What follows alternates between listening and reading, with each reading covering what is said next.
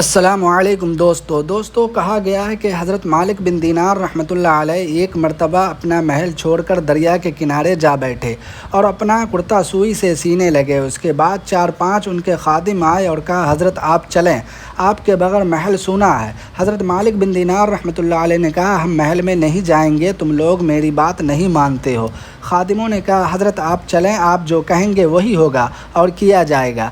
حضرت کے جو ہاتھ میں سوئی تھی اس کو ندی میں پھینک دیا اور کہا میرا یہ سوئی لا کر دو۔ خادم ایک کے بعد ایک ندی میں غوطہ لگاتے رہے لیکن ان کا سوئی نہیں لا پائے۔ خادموں نے کہا حضرت اس پر تو ہم معافی چاہتے ہیں، کوئی اور کام بتائیں۔ حضرت وہاں سے اٹھ کر چل دیے جنگل کے طرف۔ خادموں نے بہت منانے کی کوشش کی لیکن نہیں لوٹے۔ خادم وہاں سے واپس ہو گئے۔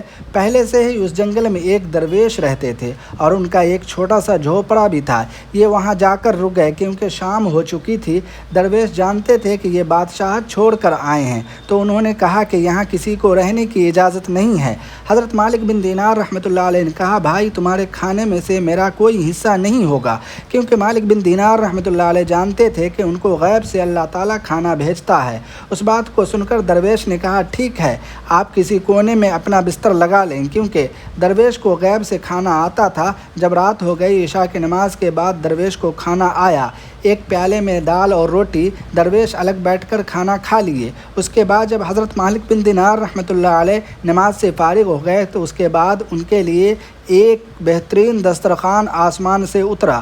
اس میں ہر طرح کا کھانا موجود تھا۔ اس کھانے کی خوشبو سے پورا جنگل مہک اٹھا۔ یہ دیکھ کر درویش کو غصہ آ گیا اور وہ ہاتھ اٹھا کر اللہ تعالیٰ سے شکایت کرنے لگے اور جوش میں کہنے لگے واہ تمہاری ناانصافی بہت خوب ہے۔ غیب سے آواز آئی کیسی ناانصافی؟ درویش نے کہا یہاں برسوں سے میں عبادت کر رہا ہوں پھر بھی مجھے دال روٹی کے علاوہ کچھ نہیں ملتا، لیکن وہ آج ہی آیا ہے، اس کو تو بہترین کھانا مل رہا ہے، یہ ناانصافی نہیں تو اور کیا ہے؟ اور اشارہ حضرت مالک بن دینار رحمۃ اللہ علیہ کی طرف تھا۔